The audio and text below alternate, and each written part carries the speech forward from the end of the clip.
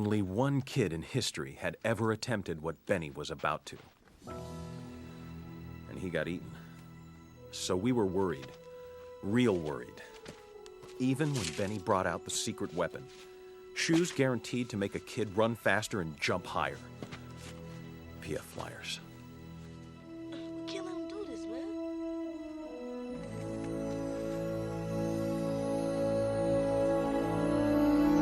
All right, happy hump day, ladies and gentlemen.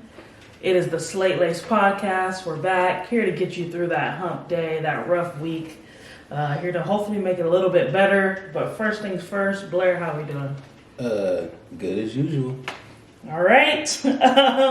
Today we are going to do a movie episode. We're going to have at least 3 movies for you. We're going to do one kind of deep review and then two, followed by 2 quick reviews taken by separately. But let's get into the first movie, and that is Babylon. Okay. All right, so Babylon. It is written and directed by none other than Damien Chazelle. Yeah. So you guys may know he sounds familiar. He's from Whiplash, La La Land, Blair's movie. That's really all I know, but I think he might have done one more, but I'm not sure. Yeah, he made one a couple years after La La Land, or a year after La La Land. Okay. Well, the best is Whiplash. That was pretty good. Yeah, okay. And Babylon is summarized by a tale of outsized, ambitious, and outrageous excess. It traces the rise and fall of multiple characters during an unbridled decadence and depravity in early Hollywood. Blair, initial thoughts going into this movie? He has a fascination with old Hollywood and the things of the past, and kind of like reminiscing on them. So I was like kind of excited to see if, I guess that was going to be what he was going to do, or do, how he was going to execute with that. I was excited. I'm just like, he's got another movie. Yeah. And in my mind, he makes hitters, so I was like, well, let's see, if he can reach into the bag and pull out another. Yeah, for me, I knew that this was definitely Blair's type of movie. It was definitely something that I did not... yeah, I guess. Yeah, it's not something that I wanted to see right off the bat. Mm-hmm. And then right away, once I said Damien Chazelle, I kind of knew what I was in for. Yeah. And I was like, oh, it's kind of cool because that fits his style. It definitely, like Blair said, it fits his style of, old Hollywood, for sure. Did we talk about La La Land on here? Nah, I don't even think we was doing the pod. Oh, okay. When it dropped. But you was like, it's heat. Yeah. So, and didn't it win a couple Oscars, right? As it should. Yeah. But no, I don't think we were, unfortunately, Slate Laced wasn't up and running, Okay. But yeah, I definitely thought that this was Blair's type of movie. Nothing that I wanted to see right away necessarily. Mm-hmm. But yeah, I just knew, and it's very Damien Chazelle style. So those were kind of my first initial thoughts. One of the things I did like about the initial trailer was, it really looked like it was going to be a film that took place in one night, because you watch you watch the trailer, and once you see the movie, you realize what you watched. Mm-hmm. But at the time, you don't know what you watched, so you're just like watching this little thing, and you're just like, dang, it just looks like some crazy party. That's what that kind of would have made it. That kind of would have made it cool, though, I think. Yeah, maybe, but I mean, that's for the dive. But before we jump into the water, I think that it just. That was intriguing, right? Like, you're looking at the trailer and you're just like, man, I don't really know what's going on, and there's a lot going on, and I kind of want to figure out what it's going to be, or what's getting ready to go on. So I was very excited to kind of see that in the trailer. And yeah, everybody knew, or everyone I guess that knows me knew that I was excited for this movie. Yeah, and piggybacking off what he said, you definitely don't know what you're in for. It is quite the wild ride. So with that, let's get into the review. We'll start with the pros, the good. Blair, some of your pros? I think the acting was pretty solid by quite a few cast members. Now, obviously, this was a stellar cast. There was a lot of names. In there. So let's go into the cast really quickly because I did forget to do that. It is starring Brad Pitt, Margot Robbie, Olivia Wilde, Jean Smart, among others. Tobey Maguire pops in for an appearance. And yeah, that's kind of the headlining cast right there. And then the newcomer is, well, I don't think he's a newcomer, but he's new to me, Diego Calva. He plays one of the main characters alongside Margot Robbie. So, yeah. But Blair, get back into your pros. So then also a pro for me is, I thought it was entertaining. I thought it was fun. There's a lot going on. It was exciting, and I found myself rooting on certain characters. Definitely action-packed in a way. I mean, there wasn't really any dull moments for sure in this film. And I found myself laughing a lot, right? Remember we were in the theaters and I was the only one really laughing. Right? You and Eric didn't really laugh, but I was rolling. It was, yeah. I mean, I don't know if I was rolling, but yeah. I wouldn't say, because it's not like a comedy. Right. So it's just like a lot of like absurdity, right? Yeah. There's some things that they'll do where you're just like, what are we doing right now? And that's what was like funny to me. So definitely enjoyable is what I'll say. So obviously other things that I did like were shot choices, the way, scenes were played out, he's very selective in what he chooses to show as far as shots go. There isn't like a lot of just like wasted shots where they're like, oh, we're going to cut to this because when we were shooting this film, we made sure to get like 100 different angles. You can tell that the man is strategic, right? It's like he's coming into the scene and he's like, look, the camera's only going to cut like 3 or 4 times.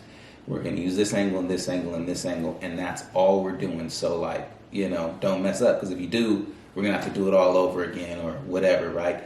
And there was like even a specific moment like that within the film because, it's like Hollywood.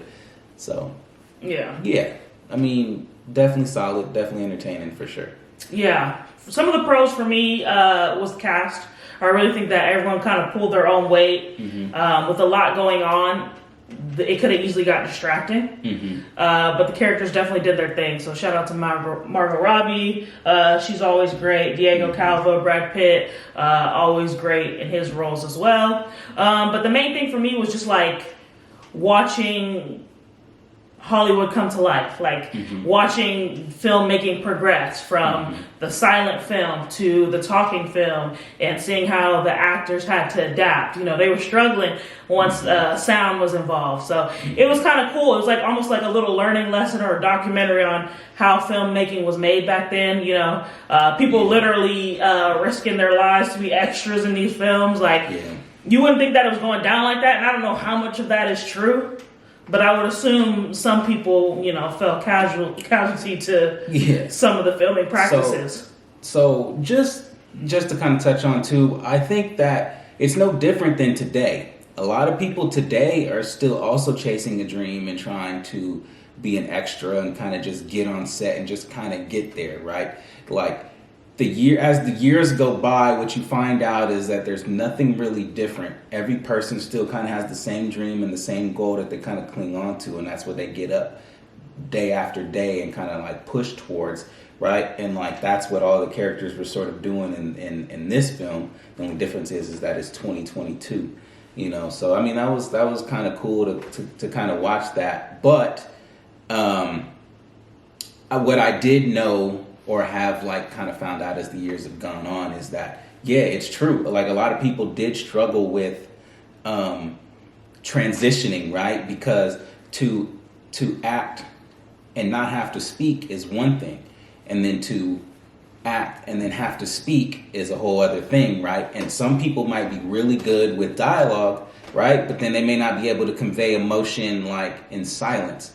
Like as we seen in Babylon, where a character was able to do it, was able to really succeed in the silent era, but once the talkies came, wasn't able to succeed. And I'm saying, it can happen vice versa, and that's kind of interesting to see, you know, and it's hard to be so well-rounded, especially with you know, like that's like the rise in, you know, just kind of technology and how things go, right? And it's like, I'm sure when people were first doing film way back when, you don't even necessarily realize that there's going to be a point in time where it's like, look, we're not even going to really watch silent films in anymore. It's going to be a dead era, you know, and there's going to be nothing but talking, and that's what people are going to want to see.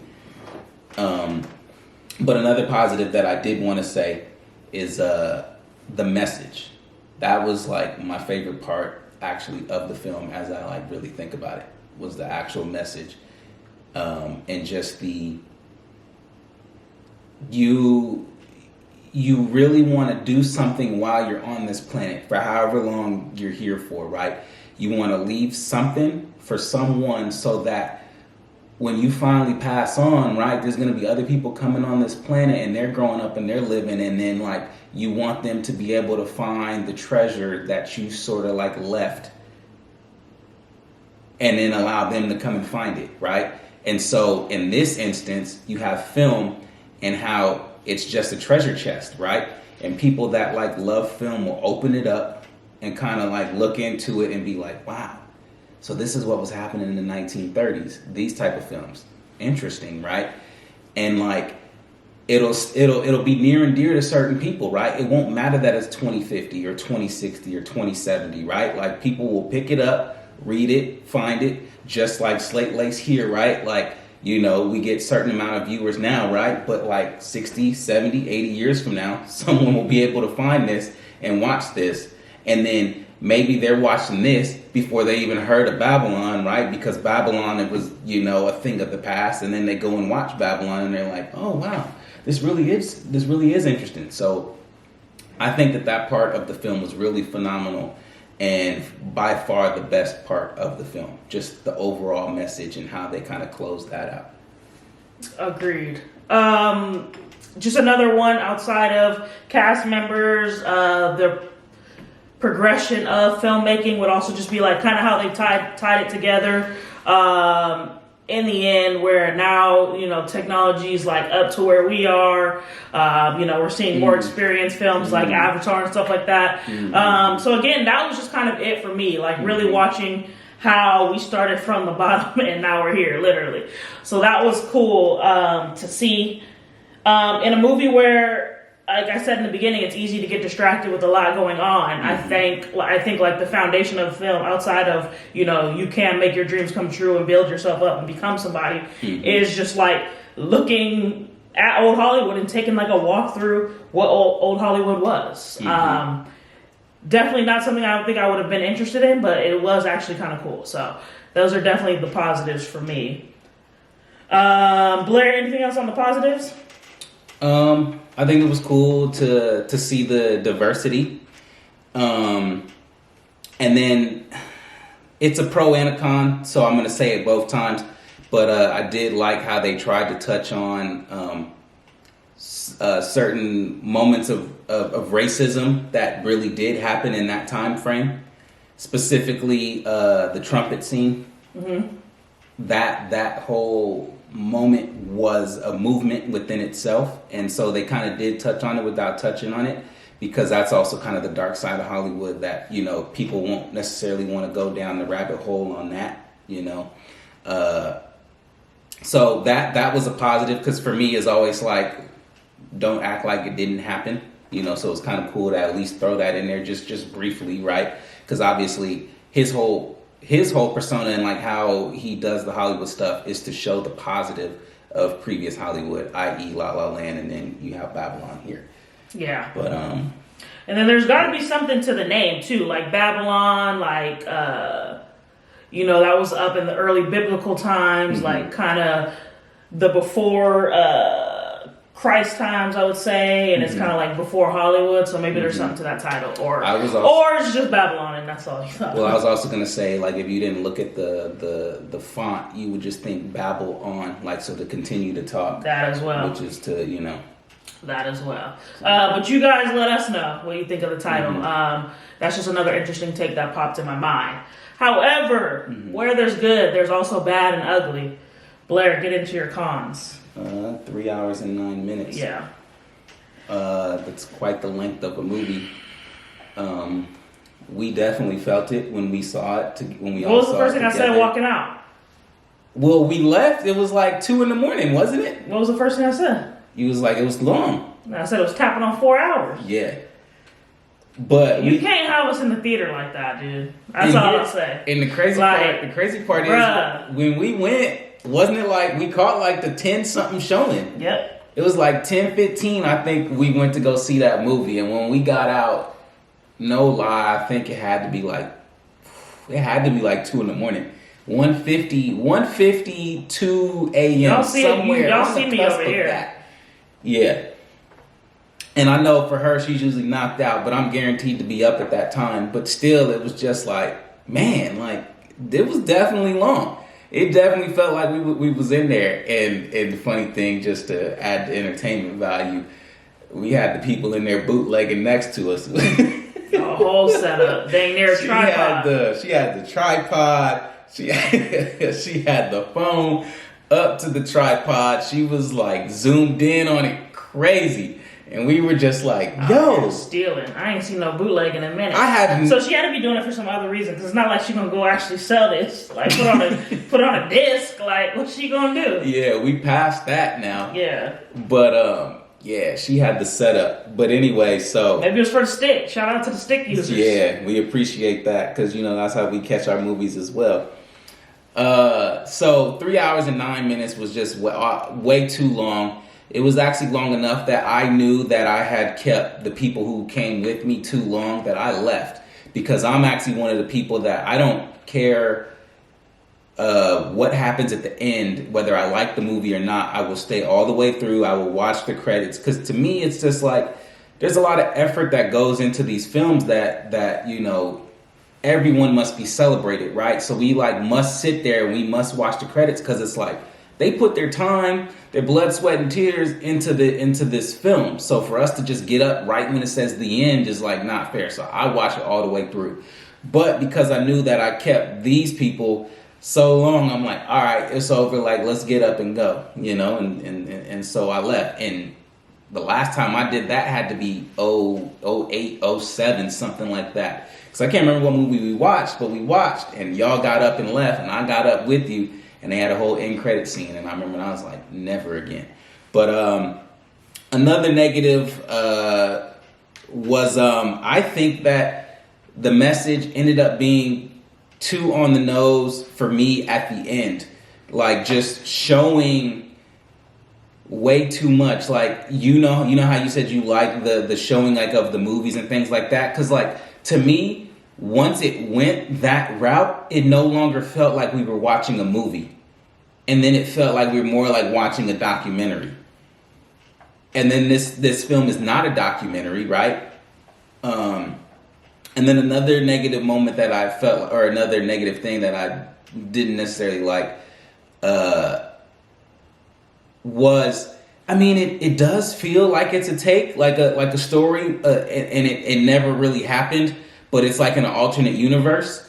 But I just remember watching old Hollywood movies, and I do watch old Hollywood movies, but there isn't that much diversity, right? So for me, it's like, I don't want to pretend like that there was a lot of diversity in those movies back then.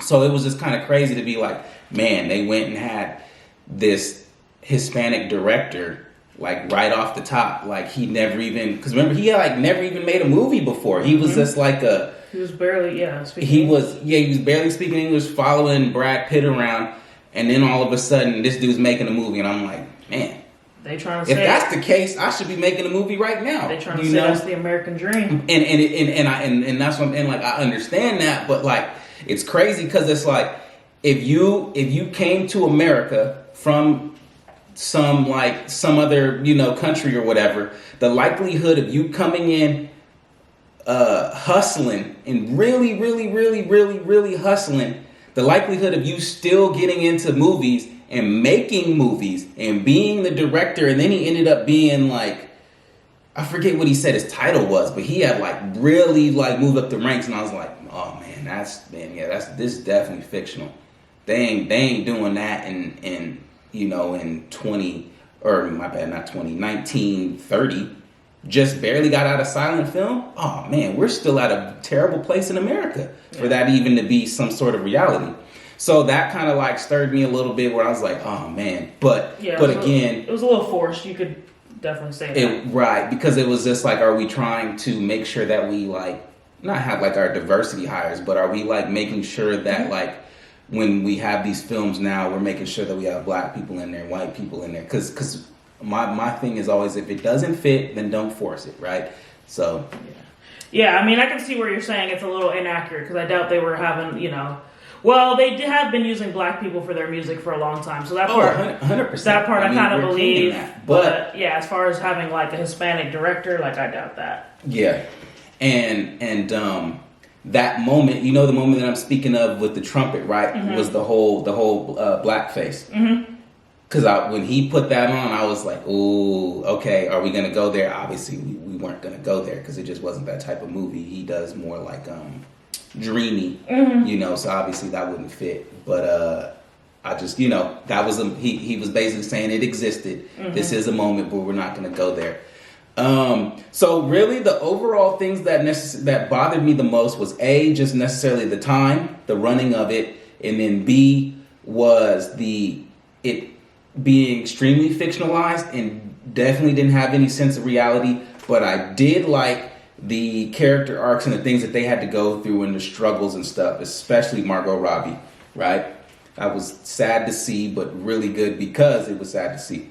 And then the third for me is just at the end, really just like it just became too on the nose and too direct, to where it just felt like we were watching this in high school, trying to learn about film as we decide if we're gonna go chase this film dream or not.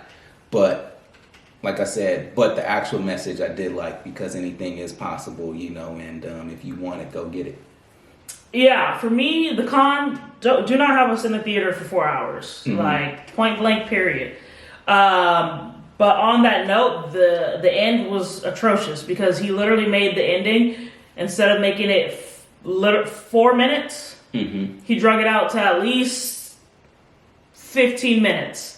And when I say, what ending do you mean? The end, when we're just hearing like a drum roll and seeing colors, like, could we get out of the theater? Like, you had me for 3 hours. I'm literally sitting here like, okay, the end, roll the credits, orange, flashback to him, like, are we done? Yeah. Like, guys, the literal ending of the movie, it takes at least 15 to 20 minutes to just end. So you're watching montages of colors, montages of silent film, montage. Yeah. Just get us out the theater, man. At this point, your back's hurting.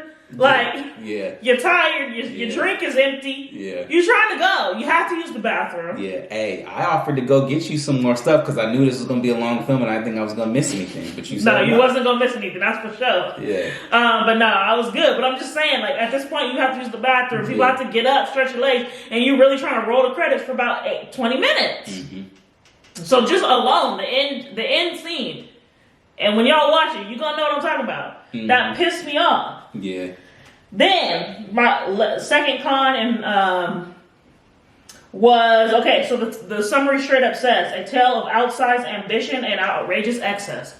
Outrageous excess. That's my con. Like, it's way too dang much. Yeah. They going down in a cave. It's the Elephant Man. Yeah. It's a midget. It's somebody that eats rats. It's we're doing 15 pounds of coke a night. There's orgies. There's people slapping the crap out of each other. The room's dirty. They're falling in poop. There's mud. Like, can we chill? Like, I just don't like movies where it's just like, you look, this is how you watch the movie, because it's just everything. Yeah. Like, I don't like that. Like, I like slow builds. I like movies that are taken in one setting and one night. Like, I do not like Well, that's why the party was cool, because No, it was annoying. The party actually ended up being like 30 minutes of the movie. Yeah, why? It was too much. I thought you just said before this that the party would have been cool if it was the whole film. No. I like movies that are like not so much into it. Mm-hmm. Like, let's minimalize it. Let's simplify it. Mm-hmm. Like, I don't like when, it was just way too much. Every scene, somebody's going off. Every scene, someone's running and yelling. And, like, it's just a lot. Like, the movie is a lot. And I mean, I'm glad they put that part in the summary because, I mean, I think that describes it to a T. Mm-hmm. So when you're in for a wild ride, I mean, you're in for a wild ride. Like, strap in. Like, no, seriously. Like, that's my main con. And my third one is just like, I didn't like it. It just wasn't for me. Yeah. But also, you'll see in my rating, I can't really knock it too much. Just because it's not my type, like, it still did what it needed to do. Yeah. And you guys will see that, like, obviously reflected. Because you can't sit there and say you were bored. No. But you can't sit there and say you were overwhelmed. Yeah. And I guess that's kind of what I'm saying with my, like, cons. It's just like, whoo, dial it down, dial it back. I don't like being like I'm on a wild race while I'm watching my movies. I just want to sit and chill. And the audacity of him to make it 3 hours and 9 minutes, I don't know where he got off on that. Because, dude, you don't lost your dang mind. So... yeah. For you, in the order it goes Whiplash, then La La Land. I haven't seen La La Land, but I just like Whiplash, so I can't really rank it. Okay. But before we get to all that, let's get into some of these ratings. And of course, the only rating that matters, the Slate rate. If we first go to Rotten Tomatoes,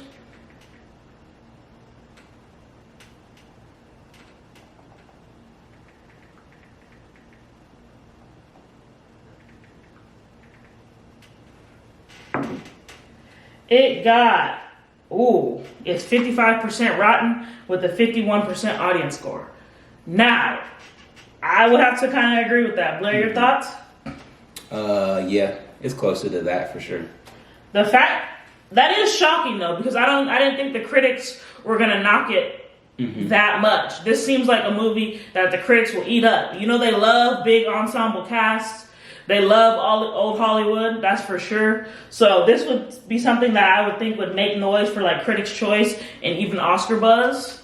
Like, this is that type of movie. So I am kind of shocked that it did get that warrant that 55%. I'm not sure about that. But Blair kind of seems to agree there. And then IMDb, the peeps, they gave it a 7.4, which is just outrageous. That's very high, in case you guys are wondering. And that's something that we've said on here. Like, if you're getting a 7 on IMDb, you're doing something right. You agree with that one? No, I'd be a little bit in between the two of those. All right, well, let's get into it. Blair, 1 to 5 entertainment. Ooh. I'll say 4 to entertainment. Wow, 4 to entertainment, 1 to 5 on originality. I'd say 2. 2.5. I'll give it 2.5. All right, so you got it at a 6 out of 10. 1 to 5 entertainment for me. Again, although I didn't like it, I can't say that I felt bored. Just slightly overwhelmed. So I'm gonna go 3. I'm gonna go right middle of the road with that. And then, as far as originality goes, I mean, we've seen these old Hollywood films, so we can't really say, I mean, Once Upon a Time in the West, what was it called? Once Upon a Time in Hollywood. It literally, that one's way better, though. Yeah, but it's the same. Yeah. You could argue it's the same movie, so I can't give it Yes. This one's more outrageous, though. Too much, yeah. At least Once Upon a Time in Hollywood, I mean, they followed the Colts, so, I mean, that's kind of cool, too. But they just captured it in a better way. But we can argue that it's the same movie. It's watching old Hollywood, watching how stunt doubles did their thing, watching stuff. It's just way better, but yeah, I get you. Yeah, but it's old Hollywood and old Hollywood. So I can't give it too much on the originality aspect, but I'm going to go 3. So... because there were some tweaks. I mean, they showed the excess part of it, which I didn't like, but again, you could have. So I'm going to go 6 out of 10, solid, and then you had a 6 out of 10 as well. 6.5 out of 10. 6.5 out of 10. So, I mean, we got it at a little bit above average. Again, I wasn't completely bored with the film, so... No, not at at all. I don't remember. Yeah, so go ahead. It had some chuckles, Mm-hmm. so go ahead and check it out. But I mean, there's definitely other things you can see prior to seeing that one. It's not a movie that you got to sprint to and see, but it is entertaining and worthwhile. So for body of work, I think it's really important as you know, as an artist, right? So for me, he hit with Whiplash, then he hit with La La Land, then came First Man. I haven't seen it. Then came Babylon. And in my mind, he did not hit on Babylon, but he did hit on the first two, right? So I'm like, he's got two classics, two really good classics. And if you get one, like, you know, you're forever cemented, right? So you got one, and he got two. So, like, no matter what he does from here on out, whether they're all duds, he had two. So, I mean, he definitely, I don't know, like, he just didn't hit on this one. Yeah. But it's all good. But yeah, shout out to Damien. Mm-hmm. I mean, he's He's not even old. He was born in 85. Yeah. So he's doing his thing. So to put in perspective, he was born in 85, which makes him what, like 37, 38 right now, right? But when he made Whiplash in like 2014, man, that's like almost a whole decade ago. So he's like 26, 27 making a whole feature film that got put in theater that people got to watch. Mm-hmm. Then he was like 32, 31 making La La Land and winning an Oscar for that. Oh man, yeah, he's a whole ahead of the curve, you know, because the time is different now, right? But there was the time like in the 50s and the 60s, in the early 70s where directors were coming on the scene and they were like 22, 23, 24 making films. But now, man, if you get in the game at 35, you're young. You know, directors now are making movies and they 55, 60, 70, 80 years old. You know, they just don't trust you with the money. So, man, shout out to him for killing it. He's doing as young as he is, though. He's doing his thing for sure. Like we promised, we're going to dive into a couple movies here for a quick review. Blair's going to give us a summary of Bones and All and tell us if we should go see it. The man has been talking about it. Blair, get into it. All right. Well, Bones and All. So, brief description. The film is about a young girl. And when I say young, I basically mean she's about 19. And she is constantly on the run because of her essentially eating people. Right? And it's this bad habit that is spun all the way back to the beginning of time, as far back as basically like she can remember, 4 or 5 years old. And her father leaves her, and he basically says that you're grown now, and now it is up to her to kind of figure out who she is as she goes to find her mother. And that's what the whole film is about. But it's a very enjoyable film to me because we're living in this world where people eat one another, but it's kind of as if they belong in regular society, and people don't necessarily know that people get eaten. People just seemingly go missing, but it's just like, you know, it's just like the real world, right? People go missing and you put out, you know, some Amber Alert or whatever, and you try to find them. And some people just never get found. And so I guess, you know, the artist here is saying, you know, well, I mean, there's a good chance that they just get eaten. And the cool part about it is that the people that when they first begin to eat, the habit kicks in and you like kind of can't stop. And so you have your itch and you got to scratch it. And so you got to hunt somebody down. And so you basically spend your whole life just eating and surviving. Just munching. Rating, you'd give it out of 10? For me, it was, I think, probably the third best film I had seen this year, if not second. So for me, I'd give it about a 8.5 to 9 out of 10. Ooh, and you know he don't give out no 8s or 9s. That's crazy. Yeah, it was enjoyable to me. Ooh, dang, guys, that's some high praise right there. He ate them bones and all. Bones and all. There So you might have to check out Bones and All. On that note, I gotta give you guys a quick recap of M3GAN. Y'all know I went to see this opening weekend amongst 9,000 other people. dealing with lighting issues. Have you guys ever seen a movie with the lights on in a theater? I have, and it's not good. What's that Eminem line? Have you ever been written discriminated about? I have. You know his song? Okay, well, you know it, but I'll go back to it. Okay. Anyways, I was in the theater with the lights on. It sucked. They eventually figured it out, but people were literally straight up asking for their refunds and whatnot. But again, the lighting issue was fixed, and then we could eventually see half the movie in the dark like we're supposed to. But anyways, M3GAN is about a young girl whose parents die in a car crash. Her aunt then takes her in. Her aunt is none other than Allison Williams of Get Out and of Girls, if you haven't seen it. She takes in her niece.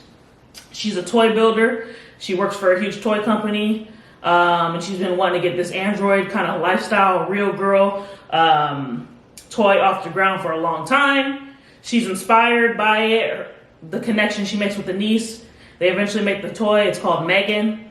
And once M3GAN is created, she imprints with the girl, and it's chaos from there. You kind of see what you get in the trailers. If you've seen the M3GAN trailer, what you see is what you get, but it is very entertaining. I thoroughly enjoyed it, but again, this is kind of my style of movie making. But you're in for a wild ride in a good way, not in a Babylon way. It's very entertaining. It's like a slasher movie, but with a good, solid storyline. I think that's how I would sum it up. Out of 10, the entertainment takes it all away. It's at least a 5. And as far as originality goes, I think we've seen like kind of robot slashers, but never in a toy for a little kid. Mm-hmm. I'm going to go 3. So I got it at a solid 8 out of 10. I think that's a fair rating. Guys, go check out M3GAN. It is very, very good. I don't know. Did I convince you to see it, Blair? I was already going to see it.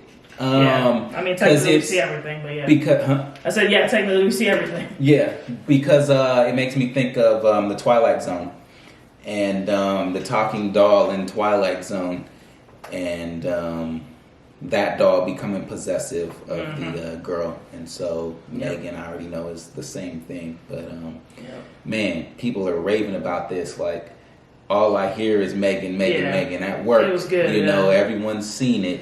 Yeah. It's all over the internet. I would not want no doll though. That thing was scary.